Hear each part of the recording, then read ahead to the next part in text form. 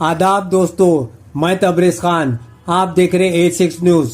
आज सफदरनगर बोराबंडा डिवीजन के Iqbal Uloom public school के प्रिंसिपल और करस्पॉन्डेंट मोहम्मद मंसूर ने प्रेस मीट करते हुए बताया है कि सफदरनगर, यूसुफ नगर, अल्लाहपुर में 2 एकड़ जमीन मुस्लिम कब्रिस्तान के लिए अलॉट की गई थी, जो अभी तक नहीं मिली, जिसका मुतालबा करने पर कुकटपल्ली कॉन्स्टिट्यूएंसी के BRS MLA माधवरम कृष्णा राव ने टोटल 8 लोगों पर झूठे केसेस बुक करवाए। इस पर कोर्ट ने इन्हें झूठे केसेस बताकर बाइज्जत बरी किया। अब ये लोग CM रेवंत रेड्डी से अपील की है कि 2 एकड़ जमीन कब्रिस्तान के लिए दिया जाए। आइए देखते हैं A6 न्यूज की खास रिपोर्ट। अस्सलाम वालेकुम रहमतुल्लाहि व बरकातहू। मेरा नाम मोहम्मद मंसूर है। मैं प्रिंसिपल एंड करस्पॉन्डेंट हूँ इकबाल उलूम पब्लिक स्कूल का। जैसा कि आप सब लोग जानते हैं कि अल्लाहपुर के अंदर जो अल्लाहपुर ग्रेवयार्ड का जो इशू चल रहा है, उस ताल्लुक से आज मैं प्रेस मीट करने का ज़रूरी समझकर एक प्रेस मीट लगाया हूँ। असल मेन वजह क्या है अल्लाहपुर प्रेस कॉन्फ्रेंस लगाने की, बोले तो 2017 के स्टार्टिंग से 2017-18 से क्या है ग्रेवयार्ड का इशू जो कंटिन्यू चलते आ रहा था, ये इशू का हम लोग उठाए थे। 2018 के अंदर ग्रेवयार्ड के इशू को स्टार्ट करने के बाद वहाँ पे पूरी मट्टी थी, वो डंपिंग को पूरा हटा के वहाँ पे ग्रेवयार्ड का काम जब चालू करने गए तो एरिया के मुकामी MLA माधवराम कृष्णा राव साहब और एरिया के कारपोरेटर उस टाइम की गवर्नमेंट मिलकर हमारे ऊपर केसेस बुक करी।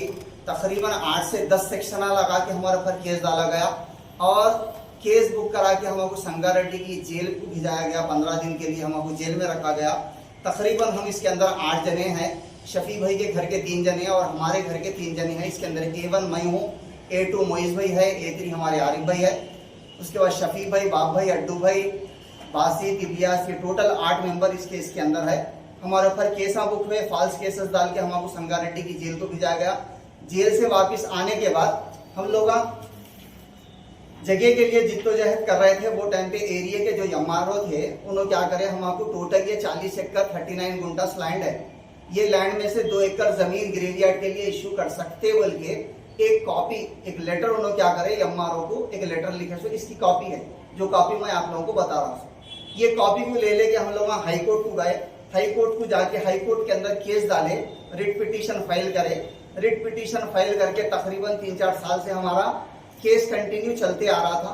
वो केस 2025 में 19 तारीख के दिन हमको कोर्ट की ऑर्डर कॉपी आई। ये ऑर्डर के अंदर भी ये है कि ग्रेवयार्ड, मुस्लिम ग्रेवयार्ड, वहाँ पे एग्जिस्टिंग ग्रेव्स थे, वो ग्रेवयार्ड के लिए ये जगह दे सकते बोल के इसके अंदर बताया गया। 2 एकड़ जमीन के वास्ते ये ओरिजिनल कॉपी भी हमारे पास है और इसकी कॉपी भी मैं आप लोगों को एक बता सकता हूँ, दे सकता हूँ, जो हमारे को हाई कोर्ट से ऑर्डर से आ गया। ऑलरेडी हमारे ऊपर केसेस बुक हुए थे। वो केसेस 3-4 साल से हम ना कोर्ट में केस लड़े। केस लड़ने के बाद केस खत्म हो गया। केस खत्म होने के बाद हमको ये जजमेंट का फैसला आ गया। हमारे ऊपर फॉल्स केसेस डाले, हम ना बेकसूर है, पूरे 8 जने बोल के हमको कोर्ट बाइज्जत बरी कर दिया। बरी करने के बाद हमारे एरिया के जो MLA साहब है कृष्णा राव साहब, हाल में हमारे बस्ती के लोगों को ही बुला के ये बताए कि जो भी कोर्ट को गए वो दोंगलू कोर्ट की एलिनर बोले। मैं पूछना चाह रहा हूँ MLA साहब से, आप दोंगलू कोर्ट की एलिनर बोल रहे तो हमारे को वो बात बोले ऐसा, क्योंकि हम लोग कोर्ट को गए थे, रिट पिटीशन फाइल करके केस डाल के हम लोग जमीन के लिए जिद्दोजहद कर रहे थे। वो आप दोंगलू बोलने से कुछ भी नहीं होता साहब, हम बेकसूर है, बेबुनियाद है बोल के कोर्ट हमको बाइज्जत बरी करी। अगर आप हमको दोंगलू बोले तो हमको बोले ऐसा नहीं, वो कोर्ट के ऊपर आप पॉइंट आउट करें ऐसी बात आती, बल्कि मैं आपको ये बात बताना चाह रहा हूँ। आप इसका जवाब हमको नहीं देना, कोर्ट को दे लेना। हम दोंगलू रहते थे तो हमको कोर्ट क्या है बाइज्जत बरी नहीं करती थी। हम बेबुनियाद है, बेकसूर है बोल के हमको कोर्ट बाइज्जत बरी करी। और आप जो हमको दोंगलू बोल रहे, हमारे तेलंगाना के बेटी, तेलंगाना की बहन कविता का जो हाल में पूरे न्यूज चैनलों के अंदर बताया जा रहा कि कौन दोंगलू है, मैं जबान से तो बोलना नहीं चाह रहा हूँ, पूरी दुनिया जानती, आवाम जानती कि दोंगलू कौन है। मैं किसी को भी दोंगलू नहीं बता रहा हूँ, आप समझेंगे आपको बता रहे, किसी और को बता रहे, मैं किसी को भी नहीं बता रहा हूँ। कविता का जो बोल रहे पूरी दुनिया देख रही असल दोंगलू कौन है। और ये बात खत्म होने के बाद हमारे को कोर्ट का ऑर्डर आने के बाद हमको 13 तारीख के दिन वहाँ पे ग्रेवयार्ड के पास MLA कारपोरेटर साहब मिलकर वहाँ पे एक दावत करे, ग्रेवयार्ड की हम जगह दे दे रहे। बोल के वहाँ पे पूरा फेंसिंग बाउंड्री वाल मारे। असल एक्चुअली देखा गया तो GHMC काम करा के देना रहता, और कलेक्टर से अलॉटमेंट लेटर की कॉपी आने के बाद ही आप हमको एक ऑफिशियल तरीके से आप लैंड ग्रेवयार्ड की दिए बोले, ऐसा रहता। हम आपसे, हमारे भाई से भी मैं पूछने लगा, हमारे गौस भाई से, गौस भाई आप जो लैंड दे रहे इस ऑफिशियल लेटर की कॉपी आ गई क्या बोल के, तो हाँ आ गई बोल के बताए। जब पूछा गया तो वहाँ पे कॉपी आई ना कुछ आई। वहाँ पे डेली पुलिस वाले आके वाटर वर्क्स वाले बैठ रहे। वाटर वर्क्स वालों को जगह देने के वास्ते कौन दिए, वो टाइम पे एरिया के रूलिंग पावर में एमएलए आप थे, और आपके बगैर दूसरे कौन भी नहीं दे सकते। आप हमको जेलों को भिजाने के बाद में वहाँ पे जगह क्या करे, एसटीपी को अलॉट करे। एसटीपी को जो अलॉट करे उसका सर्वे नंबर दूसरा है। हमारा जो केसों के अंदर जो सर्वे नंबर है, जजमेंट के अंदर रहते, कोर्ट के ऑर्डर कॉपी में रहते सर्वे नंबर 908 है। उनको जो सर्वे नंबर दिए वो सर्वे नंबर दूसरा सर्वे नंबर। और वहाँ पे मेघा इंजीनियरिंग वालों को भी आप दे डाले उन लोगों को वर्क करने वास्ते। 3-4 साल से उनका कब्जे पे है, वो जगह को आप हटा देते, बोले नहीं हटाए। और क्या बोले कि जगह वालों को हटा दे कि हम जमीन आप लोगों को दे दिए, आप बचा लेना, रख लेना, आप लोगों की जिम्मेदारी। वैसा नहीं होता ना साहब, आप दे डाले बोले तो एरिया के कारपोरेटर एमएलए को पब्लिक वोट डाल के जीते सो है। आप वो टाइम पे जब बीजेपी तेलुगु देशम अलायंस में थी, वैसे टाइम पे आपको मुसलमान एतमाद करके, भरोसा करके आपको वोट डाल के इलेक्शन में जीते।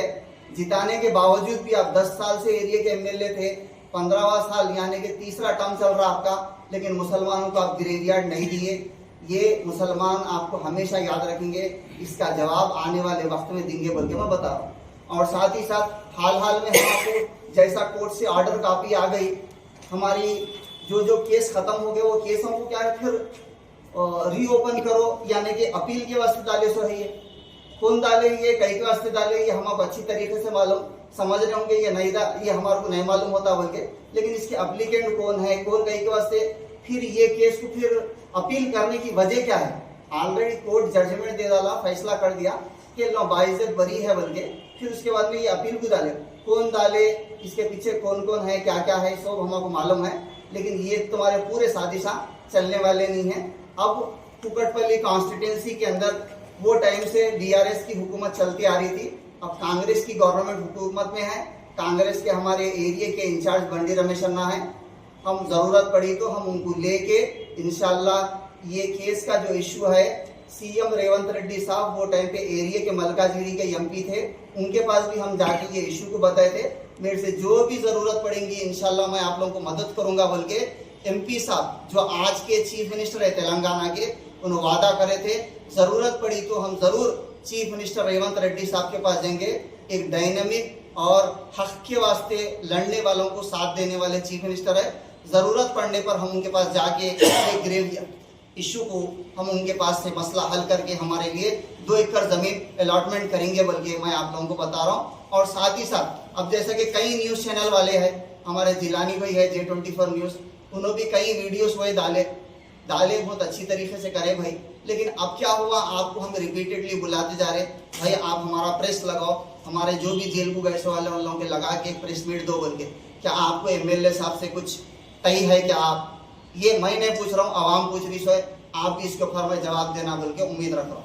और साथ ही साथ एरिया के एमएलए कारपोरेटर साहब ये बता रहे हम हमारे సొంత డబ్బుల నుంచి పైసలు ఖర్చు పెట్టి అక్కడ फेंसिंग చేసిన ఉన్నాం साहब, आप पैसे डालने की लगाने की जरूरत नहीं है। GHMC है, हुकूमत है, हम उनसे फंड लेंगे, लेके जो भी काम कराने का है वहाँ पे डेवलपमेंट के काम करेंगे। हमारी आपसे गुजारिश थी है कि आप कलेक्टर से एक ऑफिशियल लेटर दिला के गवर्नमेंट लैंड है वो लैंड को हमको ऑफिशियली दिलाना बोल के हम अपील कर रहे थे, लेकिन आज तक आप वो ताल्लुक से कुछ भी वर्क नहीं करे। इसका जवाब आने वाले दिनों के अंदर बल्दिया इंतखाबात के अंदर अवाम आपको जवाब देंगी। और जो भी ऑर्डर कॉपी आ गई सो है हम इसका रजिस्टर पोस्ट कर दिए सो है, और एक इनवर्ड के अंदर भी इसके पूरे कॉपी सबमिट कर दिए सो है। हुकूमत तेलंगाना से और कलेक्टर साहब से, RDO साहब से, MRO साहब से, तमाम लोगों से अपील है कि ये मसले को आप लोग हुकूमत में है सो वाले ज़रूर काम करेंगे, सपोर्ट करेंगे बोल के हमारी एक उम्मीद है कि 10 साल के अंदर जो भी पावर में थे ये लोग सिर्फ वादे करके वादों की हद तक ही रख डाले।